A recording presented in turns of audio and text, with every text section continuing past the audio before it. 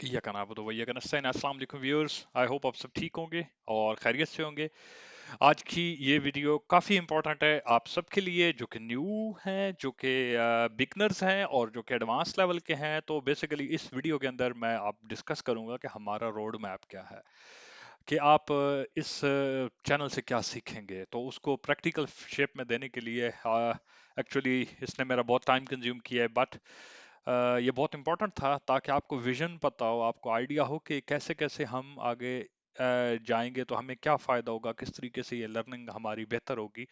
तो मेरे full experience से मुझे आइडिया है कि जब तक आपको क्लियर नहीं होता कि आप किस तरीके से क्या सीखोगे और उसके बाद क्या किस टाइम पे क्या सीखना है, ठीक है, तब तक आप प्रॉपर तरीके से वो स्किल नहीं बना सकते। तो स्किल लर्निंग के लिए ये बहुत इंपॉर्टेंट है कि आपको बेस पता हो, बेस से फिर आप एडवांस की तरफ मूव करते हैं।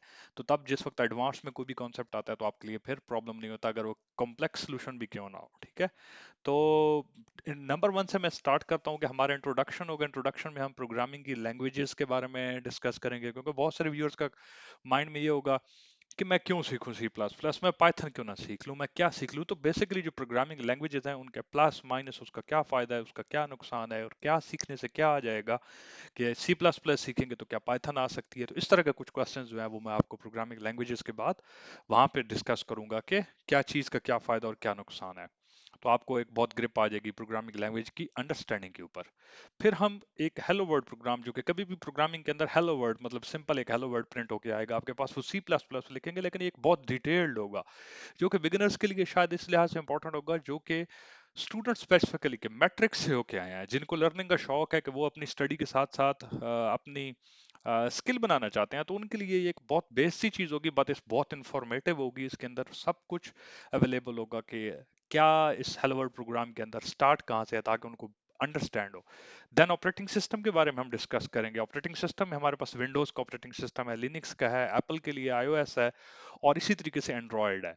तो हमारे जितने ये जो ऑपरेटिंग सिस्टम है, इनसे क्या फर्क पड़ता है, इनके अंदर क्या है, इनकी बेसिक जो स्ट्रक्चर है वो क्या है, और हम क्या यूज करेंगे फर्दर अपनी डेवलपमेंट के लिए। और अगर लेट्स से कोई कस्टमर फ्यूचर में आपसे कोई प्रोजेक्ट कहता है, तो आपके लिए अगर आपको पता होगा कि बेस ऑपरेटिंग सिस्टम में क्या चीज़ें किस तरह वर्क करती हैं या क्या उसका बेसिक स्ट्रक्चर है, तो आपके लिए फर्दर हेल्पफुल हो जाएगी कि आप उसको ज़्यादा बेहतर तरीके से देख सकेंगे। इन डिटेल हम अगर ज़रूरत हुई तो आप कमेंट्स में मुझे बताएंगे, तो मैं शायद किसी के ऊपर फिर इन डिटेल भी चला जाऊंगा। इन डिटेल में आपको ज़रूरत है तो उसके ऊपर उस स्पेसिफिक ऑपरेटिंग सिस्टम को हम ज़्यादा बेस से लेकर डिटेल तक डिस्कस करेंगे। Then we will go for the basics. Basics as building blocks हैं, ये इंपॉर्टेंट होती हैं ताकि इसमें पता होगा आपको। हम हेडर फाइल डिस्कस करेंगे, और हेडर फाइल कौन कौन सी टाइप की होती हैं, H P P, C P P, C C. तो ये सारी फाइल्स की जो एक्सटेंशंस आती हैं ये क्या होती हैं, और फिर फाइल्स का क्या पर्पस होता है, क्या कन्वेंशंस होती हैं, और किस तरीके से ये यूज होती हैं, ये हम देखेंगे। टेक्स्ट फाइल, सब फाइल्स के बारे में देखेंगे हम। Data types another important thing. जब भी आप कोई प्रोग्राम लिखते हैं तो उसके अंदर हमें डेटा टाइप्स होती हैं, कि अगर हमने कोई नाम लिखना है जैसे, या हमने कोई नंबर लिखने हैं तो नंबर कहाँ आएंगे, नेम को किस तरह हम लिखेंगे। तो इस तरह की बहुत सारी चीजें होंगी, ठीक है, वो हम इसमें देखेंगे। Arithmetic operators, plus minus, division, multiply, जो मैथ के ऑपरेटिंग ऑपरेशंस हैं वो कैसे होंगे। फिर ये ऑपरेटर्स कैसे एक दूसरे से पहले, उनकी प्रेसिडेंस क्या होती है, कि कौन सा पहले आएगा। अगर लेट्स से मल्टीप्लाई होगा, डिवाइड होगा और नेगेटिव होगा, तो आपने मैथ के अंदर देखा होगा वो किस तरह उनकी प्रेसिडेंस होती है, कैसे पहले आता है, ब्रैकेट पहले यूज होती है, समथिंग लाइक दैट। तो हम प्रोग्रामिंग के अंदर कैसे होता है वो भी हम इसमें देखेंगे। Then decision making and the control statements. Sometime आपके पास ये होगा, बेसिक्स में हम ये भी डिस्कस करेंगे कि इफ कैसे आना है, कि अगर कोई चीज डिसीजन लेना है, कि अगर लेट्स से एक स्टूडेंट के मार्क्स हैं 20, तो अगर 20 से ज्यादा हैं, ठीक है, या 100 में से 80 है, तो 80 से अबव वालों को आप ए प्लस ग्रेड देते हो, 80 से 70 वालों को आप ए ग्रेड देते हो। सो इस तरह की जो डिसीजन होगा, कि आपने चेक करना होगा कि अगर मार्क्स ग्रेटर हैं, अगर मार्क्स ये हैं, तो वो जो जहां पर होंगे वो डिसीजन मेकिंग जो होती है, वो हमारी कंट्रोल स्टेटमेंट्स होती हैं, वो कैसे करते हैं काम, हम वो देखेंगे। लूपिंग, सम टाइम आपको रिपीटिशन की जरूरत होती है, कि like एक ही चीज आपने बार बार रिपीट करनी है, या आपने नंबर्स काउंट करने हैं, या आपने कुछ इनिशियलाइज कराना है कहीं, तो वो रिपीटिशंस को आपको जरूरत पड़ती है, तो उनको लूपिंग कहते हैं। लूप्स में हम फिर वाइल देखेंगे, डू वाइल देखेंगे, फॉर लूप देखेंगे, ठीक है। तो ये जो लूप्स हैं इनको देखेंगे, फिर हम फंक्शंस की तरफ आ जाएंगे। हम बेसिक फंक्शंस को ट्राई करेंगे कि फंक्शन किस तरह लुक करता है, फंक्शन सिग्नेचर क्या होता है, प्रोटोटाइपिंग क्या होती है। बहुत कोर डिटेल से नहीं जाएंगे, हम बेसिक्स के अंदर बहुत सिंपल देखेंगे एक फंक्शंस कैसे लिखे जाते हैं, ठीक है। एडवांस्ड जो हमारा मॉड्यूल होगा 3, उसके अंदर हम हेडर फाइल, सोर्स फाइल बनाएंगे। हेडर फाइल, सोर्स फाइल में क्या कुछ होता है, क्या इन्वॉल्व होता है, क्या चीज़ कैसे लिखनी चाहिए, वो हम उसमें करके एग्जाम्पल्स भी देखेंगे कि कैसे एग्जाम्पल्स इनकी क्रिएट की जाती है। देन अनदर कंट्रोल स्टेटमेंट्स हम पहले ऑलरेडी पढ़ चुके होंगे। इफ कैसे यूज होता है, इस तरीके से एल्स कैसे यूज होता है। अभी फिर हम देखेंगे स्विच कैसे यूज करते हैं, अगर मल्टीपल उसमें स्विच कैसे आपको बेनिफिट देता है। स्कोप्स फिर हम देखेंगे कि किसी भी चीज का स्कोप, फंक्शन का स्कोप, स्टेटमेंट का स्कोप कहाँ से कहाँ तक होता है, और वो कैसे एंड होता है, कहाँ पर स्टार्ट होता है, और इसकी बहुत बड़ी इंपॉर्टेंस है।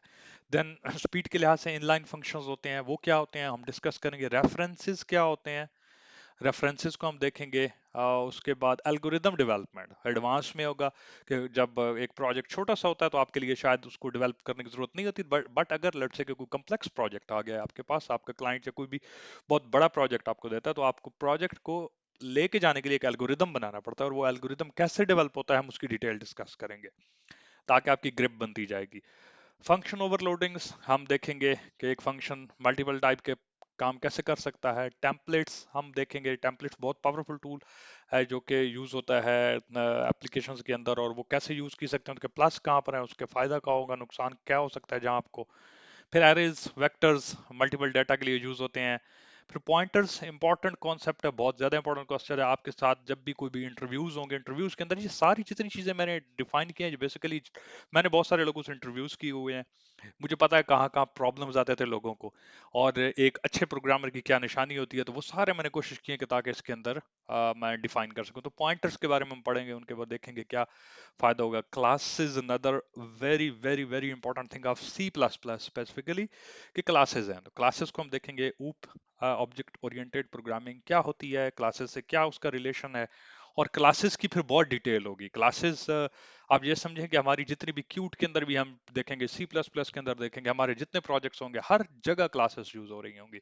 तो ये जो पीछे जितना बेसिक से लेकर एडवांस तक हम चीजें लेके आएंगे, ये हमें वो बेस बनाएंगी, ताकि हम क्लासेस को जब हम शुरू करें तो क्लासेस के लिए हमें सारा पता हो कि क्या चीज कैसे हो रही है।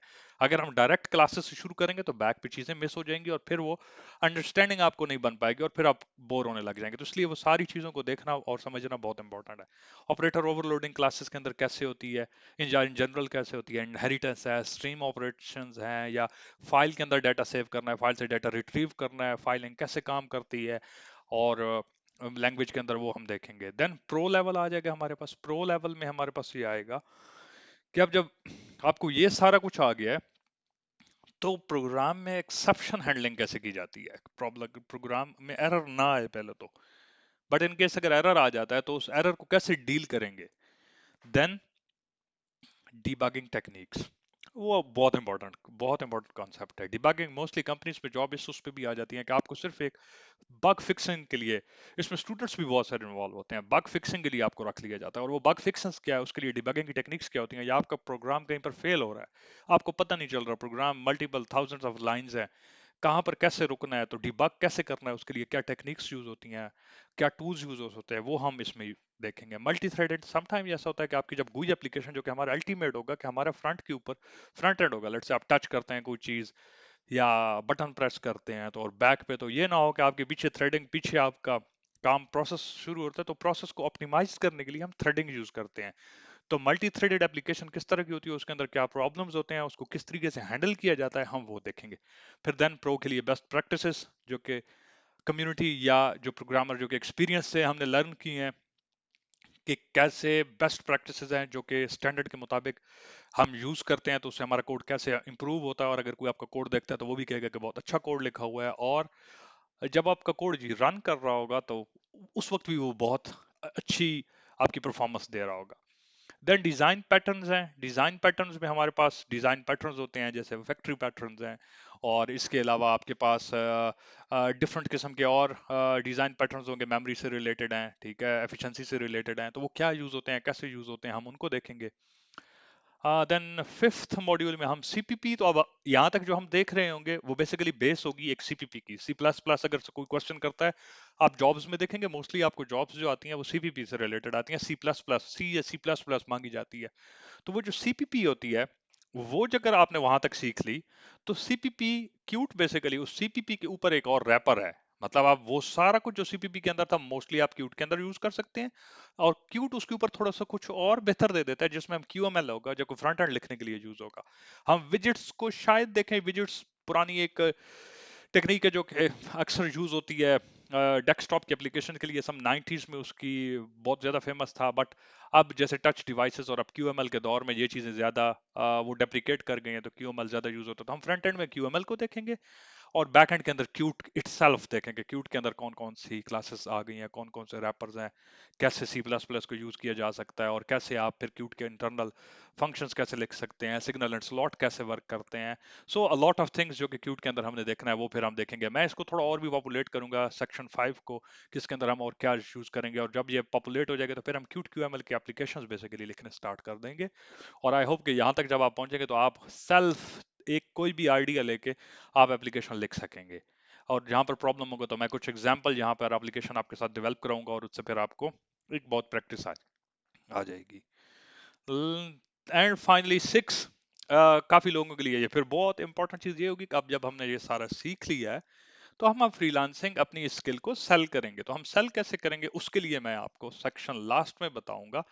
मेरे बहुत सारे स्टूडेंट्स जो हैं, जो कि मैंने नॉर्मली गाइड किए हैं, मैंने बहुत सारे इंजीनियर्स को प्रिपेयर किया है, तो उनके लिए ये था कि वो किस तरीके से फ्रीलांसिंग को यूज करते हैं, उन्होंने कैसे कैसे कौन कौन से प्लेटफॉर्म के ऊपर हैं, और फिर उन प्लेटफॉर्म से आप कैसे अर्निंग अपनी कर सकते हैं।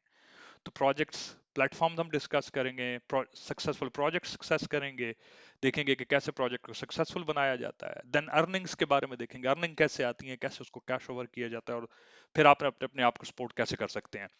सो ड्यूरिंग ये सारा कोर्स 6 मॉड्यूल में मैंने डिवाइड किया है। I hope from the first to the end lot of information, बहुत सारी चीजें हैं जो कि हम कवर करेंगे। तो आप चैनल को देखिए, सब्सक्राइब कीजिए, और नोटिफिकेशन के लिए बेल का आइकन दबा दें, ताकि मैं जैसे ही वीडियो को भी पोस्ट करूं तो आप के ऊपर नोटिफिकेशन आ जाए और आप उसको देख लें। सेकंड, मेरी तरफ से एक और रिकमेंडेशन है कि आप जितने लोगों को ये शेयर कर सकते हैं, अपने कोलीग्स हैं, अपने फेलोज हैं, उनको शेयर करें। क्यों?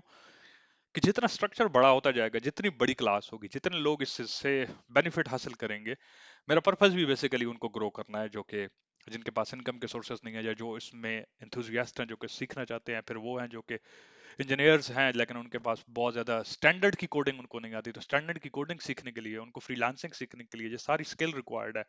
क्यूट सीखना है उन्होंने, जॉब के इंटरव्यूज के लिए सीखना है, तो ये जितनी कम्युनिटी बड़ी होती जाएगी उनके क्वेश्चन रेज होंगे, और वो कमेंट्स में जब क्वेश्चन लिखेंगे तो आपके बहुत सारे जो क्वेश्चन रेज होने वाले होंगे, जो जो आपके माइंड में नहीं होंगे क्वेश्चंस, वो भी सॉल्व हो जाएंगे। सो आई होप कि आपको ये रोड मैप क्लियर होगा। इस रोड मैप को इम्प्रूव करने के लिए अगर किसी के माइंड में कोई एक ऐसा आइडिया है जो कि इसमें ऐड करना चाहता है, तो प्लीज शेयर करें कमेंट्स में, और उसके बाद हम उसको भी अपडेट करेंगे। Till then, thank you and stay safe, bye bye.